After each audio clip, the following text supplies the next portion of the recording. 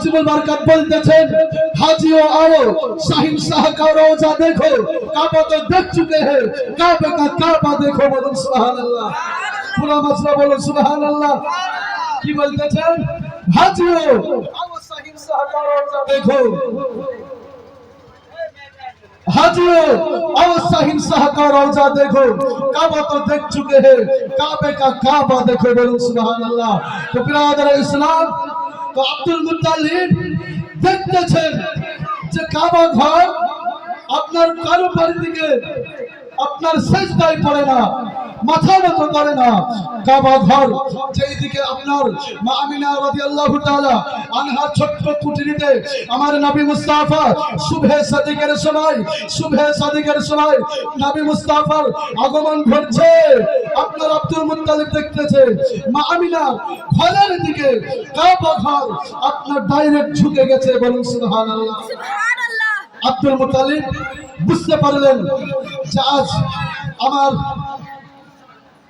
কলিজা টুকরা আব্দুল্লাহ রাদিয়াল্লাহু তাআলা আনহা নয়নের তারা নবী মুহাম্মদ আমার বৌমার ঘরে পৃথিবীর বুকে আগমন করেছে আব্দুল মুত্তালিব রাদিয়াল্লাহু তাআলা আনহুমা ছুটতে আপনার বৌমার ঘরে যাওয়া হলো আপনার আমিনা রাদিয়াল্লাহু তাআলা আনহা যখন আপনার আমিনা রাদিয়াল্লাহু তাআলা আনহার গৃহের কাছে গেলেন দরজার সামনে গেলেন একজন দুটো মানুষ গেটের আপনার প্রহরী হিসাবে দাঁড়িয়ে আছে আব্দুল মুত্তালিব বলতেছে যে এ বান্দারা আমার কলিজার টুকরা আব্দুল্লাহর সন্তান হয়েছে যত সম্ভব আমি বৌমার ঘরে প্রবেশ করতে চাই আমি আমিনার ঘরে প্রবেশ করতে চাই আমার নাতিকে আমি দেখতে চাই হে মুসলমান আমাকে একটু অনুমতি দাও আমি আমার নাতি কলিজার টুকরা মুহাম্মদকে দর্শন করতে চাই তো ওই জায়গায়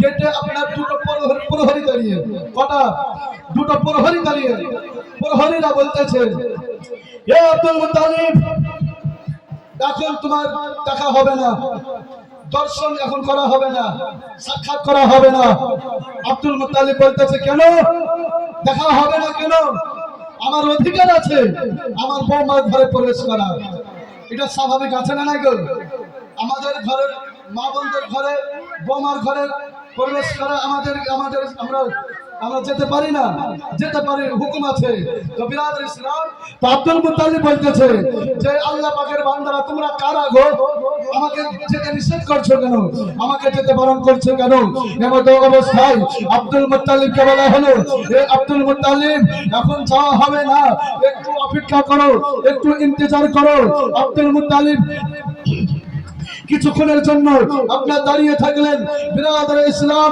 আপনার সেই সময় আপনার ফেরেশতাদের মিছিল হচ্ছিল তো আপনার শেষ হলো দেখা শেষ হওয়ার পরে প্রহরীরা বলতেছে এ আব্দুল মুত্তালিব রাদিয়াল্লাহু তাআলা আনহুমা যাও এবার তোমাকে আদেশ করছি হুকুম দিচ্ছি যাও তোমার নাতিকে দেখে এসো আল্লাহ হুকুম করছে যাও তো আব্দুল মুত্তালিব বলতেছে যে তোমরা কারা এতক্ষণ পর্যন্ত আমাদেরকে দাঁড়িয়ে থাকালে তোমরা কারা সেই সময় দুইজন প্রহরী বলতেছে এ আব্দুল মুত্তালিব শোনো আমরা কোনো দুনিয়ার মানুষ নয় আমরা দুনিয়ার ইনসান নয় আমরা হলাম আল্লাহ পাকের ফেরেশতা বলুন সুবহানাল্লাহ এখন ফেরেশতাদের মিছিল হচ্ছিল নবী মুস্তাফা পৃথিবীর মুখে এসেছেন এই জন্য ফেরেশতারা আমার নবী মুস্তাফাকে দেখার জন্য কাতারে দাঁড়িয়েছিলেন এবং আল্লাহ পাকের হাবিবকে দেখা শেষ হলো এবং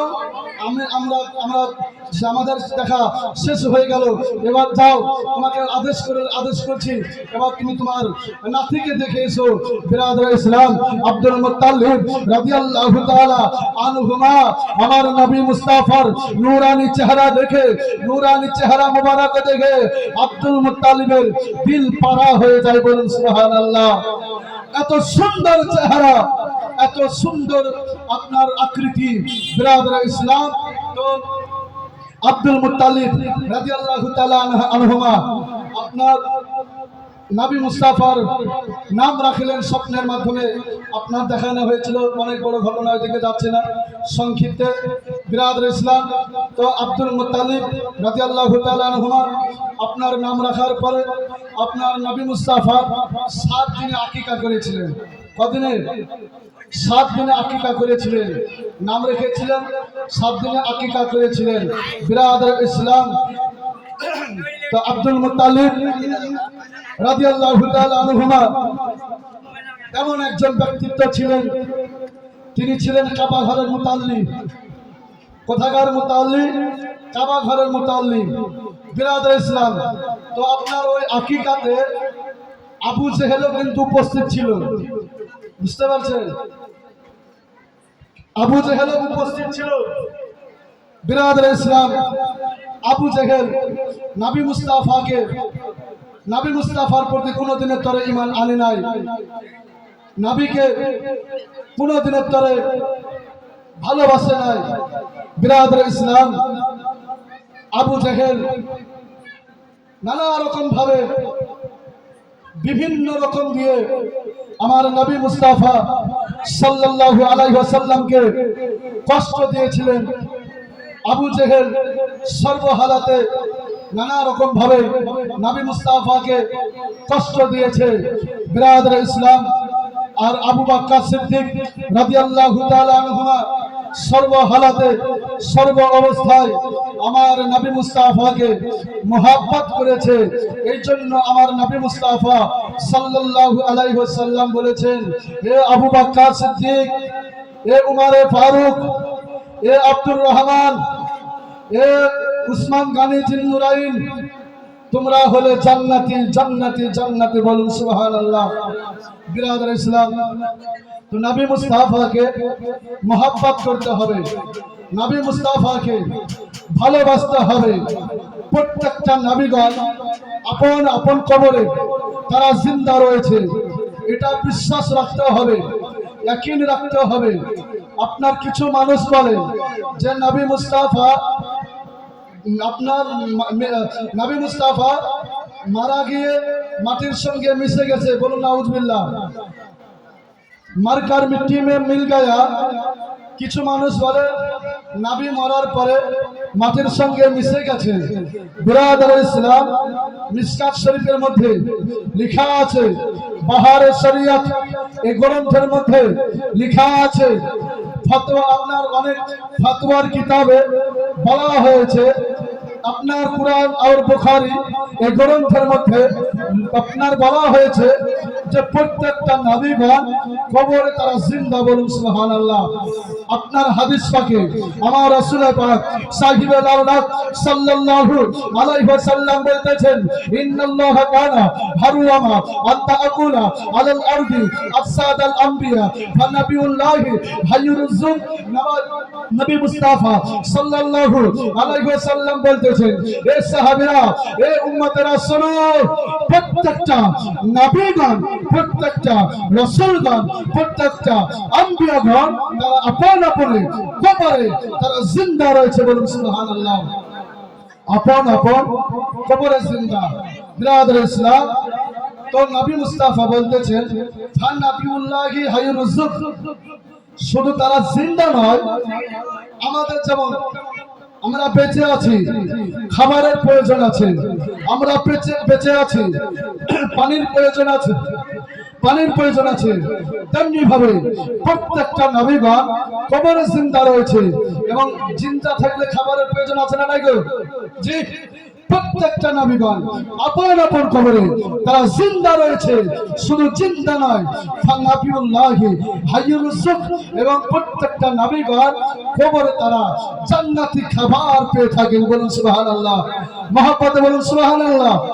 তারা আপন আপন কবরে জান্নাতি খাবার খেয়ে থাকেন বিরাদর ইসলাম।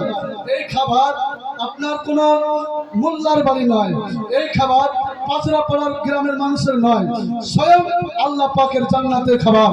বিরাদর ইসলাম, হাদিস থেকে আমরা প্রমাণ পেলাম, হাদিস থেকে আমরা সাবিত পেলাম যে প্রত্যেকটা নবীগণ কবরে জিন্দা রয়েছে, তারা জীবিত এবং কবরে তারা জান্নাতি খাবার খেয়ে থাকেন, জান্নাতি খাবার পেয়ে থাকেন। বোঝা গেল বিরাদর ইসলাম, এই আয়াতের জাররা লিখতে গিয়ে মুফাসসিরগণ, মুজতাহিদগণ, আইম্মায়ে কিরামগণ তিনারা লিখতেছেন শুধু নবী নয়, যারা আল্লাহর ওলি হয়, আল্লাহর আপনার দিওয়ানা হয়, আল্লাহ পাকের যারা ওলি হয় তারাও কবরে জিন্দা রয়েছে, বলুন সুবহানাল্লাহ। যারা আল্লাহর ওলি তারা কবরে জিন্দা না মুর্দা গো? হ্যাঁ বলেন, জিন্দা না মুর্দা? বিরাদর ইসলাম, খাজা সানজিরি আজমেরি রহমাতুল্লাহ আলাইহি আপনার কবর মোবারকে জিন্দা রয়েছে আপনার পিরানে পীর দাস্তাগীর আব্দুল কাদের জিলানী, মাহবুবে সুবহানী, কুতুবে রব্বানী আব্দুল কাদের জিলানী, মহিউদ্দিন রাদিয়াল্লাহু তাআলা আনহু আপনার বাগদাদ শরীফে তিনার মাজার, তিনার বাগদাদ শরীফে মাজার, মাজার মুকাদ্দাসে কবর মোবারকে আব্দুল কাদের জিলানী জিন্দা রয়েছে, জান্নাতি খাবার খেয়ে থাকে, বলুন সুবহানাল্লাহ। শুধু তাই নয়, আপনার ভারতবর্ষের সরজমিনে হিন্দুস্তানের মাটিতে যত নবীগণ এসেছেন, যত ওলিগণ এসেছেন, যত ওলিগণ এসেছেন, প্রত্যেকটা ওলি কবরে জিন্দা রয়েছে। শুধু জিন্দা নয়, আপনার জান্নাত থেকে খাবার পেয়ে থাকেন। আপনার মুফাসসিরগণ, আইম্মায়ে কিরামগণ তেনারা বলেছেন এই আয়াতের জাররা লিখতে গিয়ে, যারা আল্লাহ বলা হয়, যারা আল্লাহ বলা হয়, নবীর প্রেমিক হয়, নবীর মস্তানা হয়, নবীর দামান ধরেছে, নবীর ইতায়াত করেছে, নবীকে সর্ব হালাতে মহব্বত করেছে, তারা কবরে জিন্দা থাকবে। শুধু জিন্দা নয়, তারাও কবরে আপনার জান্নাতি খাবার পেয়ে থাকবে, বলুন সুবহানাল্লাহ। তাহলে আমাদের নবীকে মহব্বত করা দরকার আছে না নাই? জি, নবীকে মহব্বত করা একান্ত আপনার প্রয়োজন। নবী আপনার জান্নাতে, আপনার নবী মুস্তাফা শাফায়াত করে গুনাহগার উম্মতকে আপনার জাহান্নাম থেকে বের করে জান্নাতে নিয়ে যাবেন, জান্নাতের মধ্যে প্রবেশ করাবেন।